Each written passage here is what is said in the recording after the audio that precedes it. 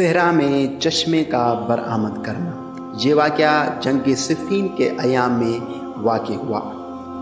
امیر المومنین علی علیہ السلام معاویہ بن ابی سفیان کے مقابلے کے لیے اپنے لشکر کو لے کر کوفہ سے روانہ ہوئے۔ آپ علیہ السلام اپنے لشکر سمیت ایک صحرا میں پہنچے جس میں پانی اور زراعت کا دور دور تک نام و نشان نہیں تھا۔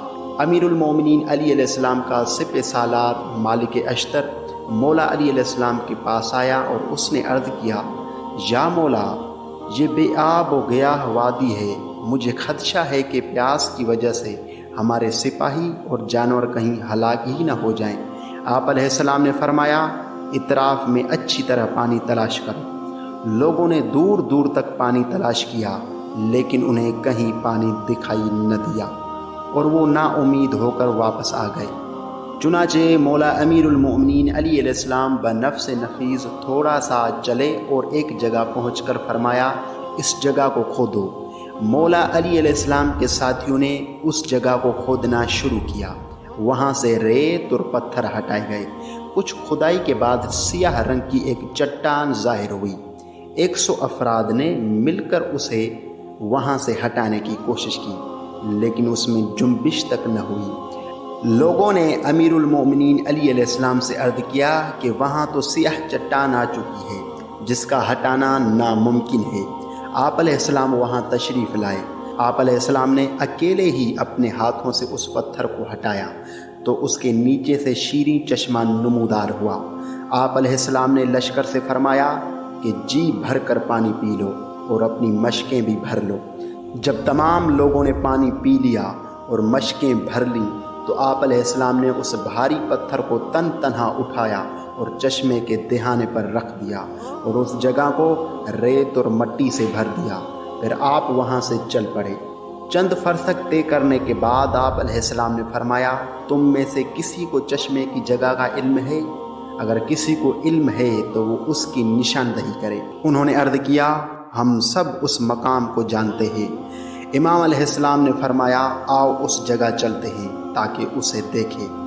لشکر واپس ہوا لیکن بہت تلاش کرنے کے باوجود اس چشمے کا کہیں نام و نشان دکھائی نہ دیا۔ اس وادی میں ایک عیسائی راہب کا معبد تھا۔ جب اس نے یہ معجزہ دیکھا تو وہ اپنی عبادت گاہ سے باہر آیا اور اس نے کہا، تم میں سے اس چٹان کو کس نے ہٹایا ہے؟ لوگوں نے کہا، ہمارے آقا و مولا امیر المومنین علی علیہ السلام نے چٹان ہٹائی ہے۔ راہب نے کہا، اس بزرگوار کا مجھے مزید تعارف کراؤ۔ لوگوں نے کہا، یہ خاتم الانبیاء صلی اللہ علیہ وآلہ وسلم کے وصی و وزیر ہیں اور مسلمانوں کے خلیفہ ہیں۔ راہب یہ سن کر فوراً امیر المومنین علی علیہ السلام کے پاس آیا اور آپ علیہ السلام کے ہاتھوں کو بوسہ دیا اور عرض کیا، مولا، یہ عبادت گاہ میں نے نہیں بنائی، آج سے سینکڑوں برس قبل ایک راہب نے یہ عبادت گاہ تعمیر کی تھی اور اس نے یہ عبادت گاہ اسی لیے یہاں بنائی تھی کہ اس نے کسی سے سنا تھا کہ یہاں ایک چشمہ ہے اور خاتم الانبیاء کے وصی کے علاوہ اسے اور کوئی ظاہر نہیں کرے گا۔ اس انتظار کے لیے اس نے یہ عبادت گاہ یہاں بنائی تھی اور وہ پوری زندگی ولی خدا کا یہاں انتظار کرتا رہا لیکن اس کے مقدر نے یاوری نہ کی اور وہ آپ علیہ السلام کے دیدار سے محروم رہا۔ اس کے بعد مختلف افراد یہاں آ کر آپ علیہ السلام کا انتظار کرتے رہے اور آپ کا انتظار کرتے کرتے خدا کے یہاں جا پہنچے۔ چند برس قبل میں اپنی قسمت آزمانے کے لیے اس عبادت گاہ میں آ کر قیام پذیر ہوا اور میں دن رات آپ علیہ السلام کا انتظار کرتا رہا یہاں تک کہ قسمت نے یاوری کی۔ آپ علیہ السلام یہاں تشریف لائے اور آپ علیہ السلام نے اس چشمے کو ظاہر کیا۔ میں آپ علیہ السلام کی بیعت کرتا ہوں، یہ کہہ کر اس نے کلمہ پڑھا اور مسلمان ہو گیا۔ پھر اس نے آپ علیہ السلام سے درخواست کی کہ مجھے بھی اپنے ساتھ لے چلیں۔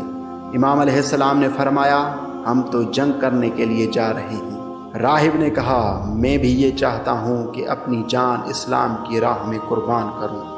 آپ علیہ السلام نے اس کی درخواست قبول کی اور اسے اپنے ساتھ لے گئے۔ جنگ صفین میں اس نے لڑائی میں حصہ لیا اور شہید ہو گیا۔ امیر المومنین علی علیہ السلام نے اسے اپنے ہاتھوں سے دفن کیا۔